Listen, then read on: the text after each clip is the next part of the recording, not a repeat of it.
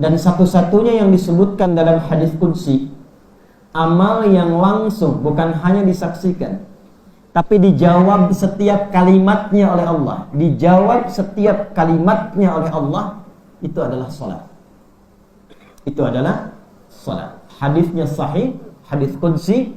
Qala al-muallif an Abi Hurairah radhiyallahu ta'ala anhu, 'an an-nabi sallallahu alaihi wasallam qala Allah azza wa jalla, Allah subhanahu wa ta'ala berfirman dalam hadis qudsi, perhatikan kalimatnya, qasamtu sholata baini wa baina 'abdi ala nisfaini. Aku membagi salat itu ke dalam dua bagian, kata Allah.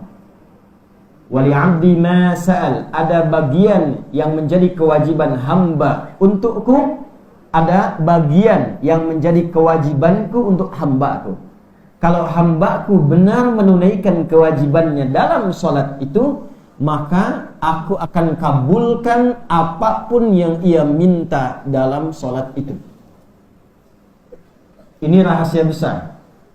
Jadi dalam salat itu bukan hanya menggugurkan kewajiban, bukan hanya menghadap Allah, bukan hanya disaksikan oleh Allah, tapi setiap perkataan kita dalam salat itu dijawab oleh Allah. Kalau benar salatnya, apa yang kita minta, kata Allah, seketika akan dikabulkan. Seketika akan dikabulkan. Karena itu semua hamba-hamba Allah sejak Nabi Adam alaihissalam sampai Nabi terakhir Muhammad sallallahu alaihi wasallam dan umatnya sampai kita sekarang itu menunaikan salat. Semua salat. Nabi Isa salat. Quran surah Maryam surah ke-19 ayat 31 sampai dengan 33. Wa awsani bis shalah. Allah memerintahkan kepadaku untuk menunaikan salat. Nabi Musa alaihi salam salat. Quran surah ke-20 Taha ayat ke-14. Innani anallahu la ilaha illa ana fa'budni wa aqimis salata lidzikri. Nabi Zakaria alaihi salam itu diberikan keturunan, mintanya dalam salat. Jadi saat salat mohon kepada Allah dikabulkan. Itu ada kisahnya diviralkan di Quran surah ketiga Ali Imran ayat 38 sampai 39. Hunalika da'a Zakaria rabbah qala rabbi habli min ladunka dhurriyyatan thayyibah innaka sami'ud du'a. فنادته الملائكة وهو قائم يصلي في المحراب أن الله يبشرك بيحيى. Jadi Nabi Zakaria itu minta sama Allah diberikan keturunan, padahal secara medis, secara klinis itu tak mungkin punya keturunan. Medisnya mengatakan ini tak mungkin istrinya mengandung. Maaf, karena secara klinis divonis monofos dan mandul. Tapi memohon dalam salat, minta kepada Allah. Ya Allah, manusia mengatakan mustahil aku punya keturunan, maka aku berpaling dari pendapat manusia, aku mohon kepadamu saja. Inilah fikih dalam Quran. Kalau ada manusia mengatakan itu tak mungkin, ini nggak bisa, maka itu tanda langsung dari Allah, langsung mintakan kepada Allah, karena Allah ingin berkenan mengabulkan tanpa campur tangan manusia. Itulah fikih Qurannya. Maka memohon kepada Allah lewat apa? Salat. Nabi Ismail alaihissalam bahkan meminta semua keluarganya salat. Minta semua salat. Itu diviralkan di Quran surah 19 Maryam ayat ke-55. Wa kana ya'muru ahlahu bis-shalah. Dan adalah Ismail alaihissalam meminta semua keluarganya salat. Ada hajat, salat. Ada kesulitan, salat. Setiap ada kewajiban ditetapkan, salat. Jadi semua Nabi dan Rasul salat dan meminta semua umat bahkan keluarganya salat. Nabi Muhammad sallallahu alaihi wasallam bin Abdullah bin Abdul Muttalib bin Hashim bin Abdul Manaf bin Qusay bin Murrah bin Kilab bin Ka'ab bin Ghalib bin Fihr bin Malik bin Nadar bin Kinanah bin Khuzaimah bin Mudrikah bin Ilyas bin Nizar bin Mudar bin Ma' bin Adnan bin Abdi bin Adri bin Muqawwam bin Nahur bin Tarikh bin Ya'rub bin Yasjur bin Nabit bin Ismail alaihi salam bin Ibrahim alaihi salam bin Azar atau bin Nahur bin Abir bin Kinan bin Arfakhshad bin Sam bin Nuh alaihi salam bin Mikhlail bin Matushalah bin Kinan bin Anwas bin Thith bin Adam alaihi salam. Coba ulangi. Nah, itu semua sholat.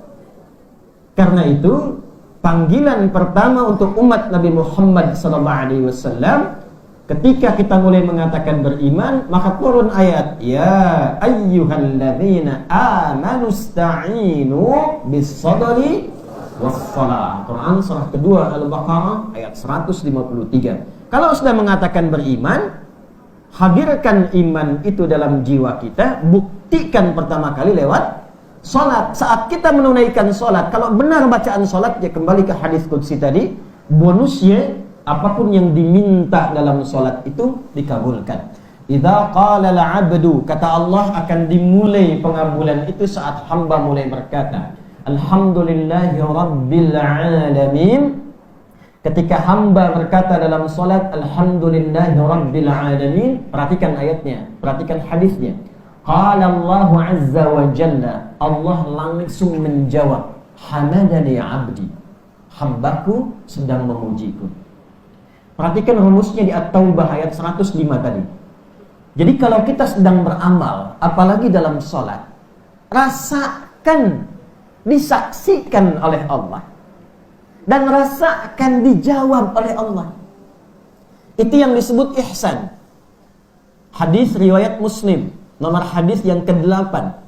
Kemudian dikutip oleh Al-Imam An-Nawawi rahimahullah di dalam kitabnya 42 hadis Al-Arba'in An-Nawawiyah. Hadis nomor yang kedua itu disebut dengan hadis Jibril. Ketika ditanya ya oleh malaikat Jibril dalam hadis yang cukup panjang, ya qala an Abi Hafs Umar bin Al-Khattab radhiyallahu ta'ala anhu qala bainama nahnu julusun 'inda Rasulillah sallallahu alaihi wasallam اطلع علينا رجل شديد بياض الثياب شديد سواد الشعر لا يرى عليه أثر السفر فجلس إلى النبي صلى الله عليه وسلم ولا يعرف منا أحد فجلس إلى النبي صلى الله عليه وسلم فأسند ركبتيه إلى ركبتيه ووضع كفيه على فخذيه فقال يا محمد أخبرني عن الإسلام فقال الإسلام أن تشهد أن لا إله إلا الله وأن محمد رسول الله وتقيم الصلاة وتؤتي الزكاة وتصوم رمضان وتحج البيت إن استطعت إليه سبيلا قال صدقت